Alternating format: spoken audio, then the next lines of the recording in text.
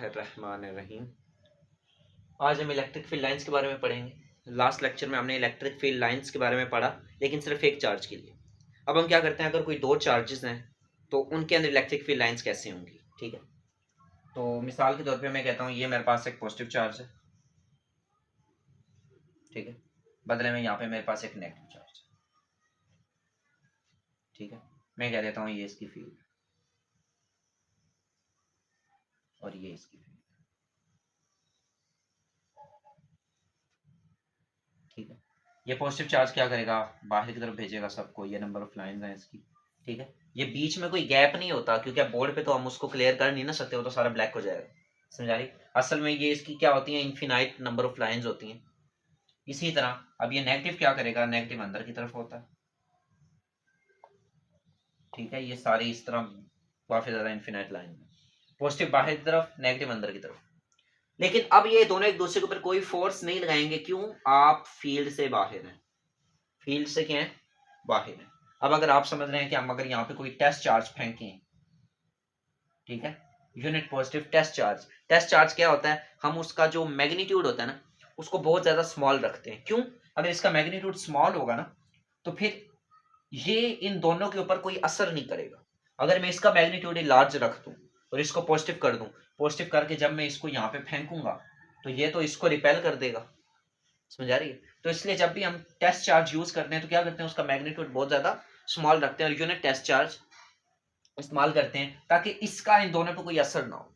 समझ आ रही है, तो मैं क्या करता हूं, मैं जब इसको यहाँ पे थ्रो करूंगा ना, ये चार्ज यहीं का यहीं पे रहेगा, या नीचे ऊपर जैसे मर्जी मूव करता रहे, लेकिन ये दोनों उसके ऊपर कोई फोर्स नहीं लगाएंगे। क्यों, ये अभी इन दोनों की फील्ड से बाहर है, फील्ड से क्या है, बाहर है।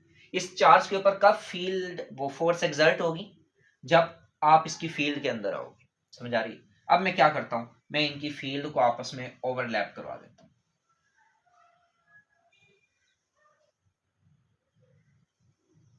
अब आप इनकी फील्ड के अंदर आओगे। समझ आ रही, अब देखो, अब जैसे ही कोई चार्ज मैं यहां पे भेजूंगा तो इधर से उसके ऊपर एक फोर्स लग रही है उधर की तरफ।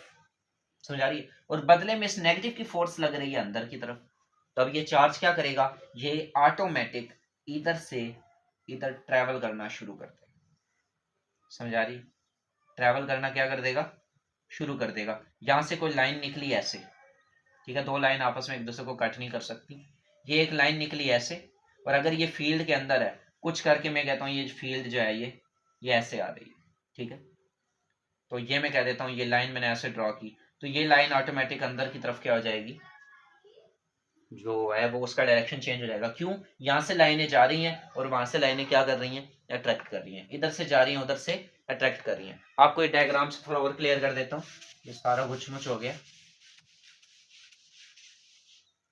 यहाँ पे अब आप देखें, मैं कहता हूँ ये एक पॉजिटिव चार्ज है, ठीक है, ये नेगेटिव चार्ज है। तो अगर ये दोनों एक दूसरे के फील्ड के अंदर हैं, ठीक है, फील्ड ओवरलैप हो रही है, तो क्या होगा, यहाँ से एक चार्ज, ये लाइन पॉजिटिव बाहर की तरफ गई, नेगेटिव ने अंदर की तरफ खींच ली। यहाँ पे क्या होगा, ये पॉजिटिव ऐसे गया, नेगेटिव ने अंदर खींच लिया, पॉजिटिव ऐसे गया, नेगेटिव ने अंदर खींच लिया। समझ आ रही, पॉजिटिव क्या कर रहा है, नेगेटिव को अंदर की तरफ खींची जा रहा है। तो इधर आप कोई भी चार्ज अगर रखोगे तो वो ऑटोमेटिक इस तरह ट्रेवल करना शुरू कर देगा। समझ आ रही है, पॉजिटिव से नेगेटिव की तरफ ट्रेवल करना शुरू कर देगा। इनके दरमियान क्या आ गई, एक इलेक्ट्रिक फील्ड आ गई, और ये जो लाइंस हैं ये क्या है, इलेक्ट्रिक फील्ड लाइंस है। समझ आ रही है, अब आप जरा एक चीज नोट करो, मैं कहता हूं एक चार्ज ऐसे गया, ठीक है, तो अगर ये ओवरलैप हो रहे हैं तो नेगेटिव चार्ज ऐसे होगा। एक चार्ज ऐसे गया, तो अगर ये ओवरलैप हो रहे हैं तो नेगेटिव चार्ज ऐसे होगा। आप देखो, असल में ये एक दूसरे के साथ 90 डिग्री का एंगल बना रहे हैं। असल में आप एक दूसरे के साथ 90 डिग्री का एंगल बना रहे हैं। आप बुक में अगर अपनी डायग्राम देखो तो वो ऐसे सर्कल बन रहा है। ठीक है, अब मैं असल में आपको वही समझाना चाह रहा हूँ, ये 90 डिग्री का क्या बना रहे हैं, ये जो नंबर लाइंस हैं ये एंगल बना रही हैं 90 डिग्री का। आपको पता है जो सेंट्रीपिटल फोर्स होती है, सेंट्रीपिटल फोर्स क्या होती है, जो बॉडी को सर्कल के अंदर खींचती है। ऐसे ही है, मिसाल के तौर पे ये सर्कल है, ठीक है, ये आपके पास कोई बॉडी है जो सर्कल में मूव कर रही है। इस बॉडी का जो डायरेक्शन है ना, असल में वो डायरेक्शन क्या है, इस तरफ। समझा रही, वो बिल्कुल स्ट्रेट जाना चाह रही है। लेकिन जब भी कोई बॉडी सर्कल में होती है तो एक सेंट्रीपिटल फोर्स लगती है जो उसको अंदर की तरफ खींचती है, और वो उसको परपेंडिकुलरली लगती है। कहाँ लगती है? परपेंडिकुलर, यानी अंदर की तरफ खींचती है उसको। समझ आ रही? जब इसको, ये बॉडी ऐसे जाना चाह रही है, तो इसको जब कोई आगे से ऐसे परपेंडिकुलरली खींचेगा तो ये ऑटोमेटिक बेंड हो जाएगी, ऑटोमेटिक बेंड हो जाएगी। तो इसी तरह, यानी बताने का मकसद क्या है कि जब दो फोर्सेस एक दूसरे के ऊपर परपेंडिकुलरली लगती रहती हैं तो वो क्या हो जाती है, जो असल उसका डायरेक्शन है वैसे बेंड हो जाता है। समझा रही है? अब वही काम यहाँ पे हो रहा है। ये देखो, ये लाइन यहाँ से निकलती थी, बदले में नेगेटिव उसको ऐसे खींच लेता था, परपेंडिकुलर बना रहे थे। समझा रही है? असल में ये डायरेक्शन आपको कोई एंगल लग रहा होगा, पर अगर हम इसकी जो 3D इसको एनिमेशन के लिहाज से देखें ना, तो असल में ये क्या कर रहे हैं, एक दूसरे के ऊपर 90 डिग्री के एंगल बना रहे हैं। ठीक है? तो जब ये 90 डिग्री बनाएंगे तो बॉडी क्या कर जाएगी, ऑटोमेटिक जो इनकी लाइंस हैं वैसे कर्व की सूरत में आ जाएंगी। समझ आ रही? ये लाइंस क्या हो जाएंगी, ऐसे हो जाएंगी। और उसके बाद, यानी सिर्फ ये काम कब होगा, जिस जिस हिस्से के अंदर ओवरलैपिंग हो रही है। समझ आ रही है? ये देखो, जिस जिस हिस्से में ओवरलैपिंग हो रही है ना, सिर्फ वो हिस्सा क्या बन जाएगा, ऐसे सर्कल की सूरत में अपनी जो है वो लाइंस बना लेगा, और बाकी सारी की सारी वैसे स्ट्रेट रहेंगी। समझ आ रही? जो जो हिस्सा ओवरलैप हो रहा है फील्ड का, वो ऐसे क्या आ जाएगा, सर्कल की सूरत में ऐसे अपनी फील्ड को फैला देगा। समझ आ रही? यानी अगर मैं कोई बॉडी को यहाँ पे रखूं तो उसके ऊपर किसी किस्म का कोई असर नहीं होगा। जब मैं यहाँ पे रखूंगा वो ऑटोमेटिक पॉजिटिव से नेगेटिव की तरफ जाना शुरू हो जाएगा। समझ हो रही है? इसी तरह ये हमारे पास क्या आ गई है, इलेक्ट्रिक फील्ड लाइंस। अब ये तो मैंने बनाई है एक पॉजिटिव एक नेगेटिव।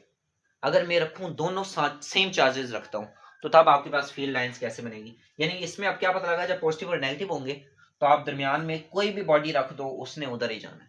लेकिन जब मैं कहता हूं चार्जेस अगर सेम है तो आपको पता है सेम चार्ज रिपेल करता है। समझ आ रही?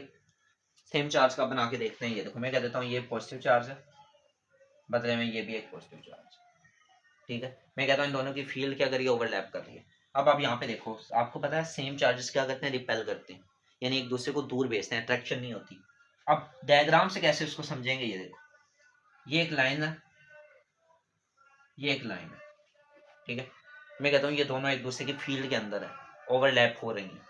मैं कहता हूँ अब जब ये आएगा, जब ये दोनों एक दूसरे के करीब आएंगे तो ये एक दूसरे को क्या कर देंगे, रिपेल करेंगे। रिपेल करने के जैसे ये ऐसे चला जाएगा और ये ऐसे चला जाएगा। इसी तरह जो दूसरी लाइन आएगी वो ऐसे रिपेल होती रहेंगी। समझ आ रही? ये जितनी भी लाइंस आती रहेंगी ये क्या होती रहेंगी, रिपेल होती रहेंगी। समझ आ रही है बात की? जितनी भी लाइंस हैं वो ऐसे सारी की सारी रिपेल होती चली जाएंगी, और वो जो बाकी हैं वो वैसी की वैसी रहेंगी, बल्कि पॉजिटिव है तो दूर की तरफ ही। ठीक है? जो जो फील्ड के अंदर होंगी सिर्फ उनमें चेंज आएगा, बाकी की बाकी वैसी की वैसी रहेंगी।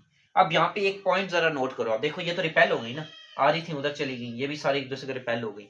जब दो ऑपोजिट चार्जेस थे, एक पॉजिटिव एक नेगेटिव, तो दरमियान में आप कोई भी चार्ज रखो वो अट्रैक्ट होता था। लेकिन जब दो चार्जेस सेम है तो आप देखो ये जो सेंटर वाला रीजन है, ठीक है, ये आप डायग्राम देख रहे हो, डायग्राम में तो आपको ये एरिया बड़ा लग रहा है, पर असल में ये बिल्कुल नाजुक सा एक पॉइंट होता है। उस पॉइंट के ऊपर अगर आप कोई चार्ज रख दो तो उसके ऊपर किसी किस्म की कोई फोर्स एक्सर्ट नहीं होगी। क्यों? क्योंकि आप देखो कोई इलेक्ट्रिक फील्ड लाइन ही यहाँ पे मौजूद नहीं है, वो सारी तो रिपेल हो गई। तो जब दो चार्जेस सेम होंगे तो उनके सेंटर में जो पॉइंट होगा ना, अगर वहां पे चार्ज आ जाए तो उसके ऊपर किसी किस्म की कोई फोर्स एक्सर्ट नहीं होगी। रीजन क्यों? क्योंकि सारी जो फील्ड लाइंस हैं वो तो एक दूसरे को रिपेल करनी, रिपेल करने से उन्होंने अपना डायरेक्शन बदल लिया। समझ आ रही? तो जब दो चीज रिपेल करती हैं तो वो क्या कर लेती हैं, उनका डायरेक्शन चेंज हो गया। ठीक है? ये आपका टॉपिक था कि जब दो पॉजिटिव और नेगेटिव चार्ज हो, ऑपोजिट चार्ज हो, तो वो क्या करते हैं, एक दूसरे को फौरन अट्रैक्ट कर लेते हैं। चार्ज को आप कहीं भी रख दो वो अट्रैक्ट होगा। और जब सेम चार्जेस हों तो सेंटर वाली जो फील्ड होती है ना, सेंटर में किसी किस्म की कोई फील्ड मौजूद नहीं होती। क्यों? वन नंबर ऑफ लाइन्स ही नहीं है। समझ आ रही? उसके अलावा आप कोई भी कहीं पे भी बॉडी रख लो, वो क्या करेगी, ऐसे रिपेल हो जाएगी, अपना डायरेक्शन बदल लेगी। समझ आ रही? क्यों? क्योंकि वो सीधा तो बिल्कुल जा नहीं सकती, सीधा तो बिल्कुल जा नहीं सकती। अब बॉडी यहाँ पे जा रही थी, बदले में आगे से एक और फोर्स आ गई, अट्रैक्शन तो हो ही नहीं सकती, तो ये क्या करती हैं, साथ ही अपना डायरेक्शन चेंज कर। समझ आ रही? लेकिन सेंटर पॉइंट क्या रहता है, एम्प्टी है, वहां पे किसी किस्म की कोई लाइन नहीं है। तो अगर दो सेम चार्जेस हों और बिल्कुल आप उसके सेंटर पॉइंट में कोई चार्ज रख दें, टेस्ट चार्ज, उसके ऊपर किसी किस्म की कोई फोर्स नहीं लगी।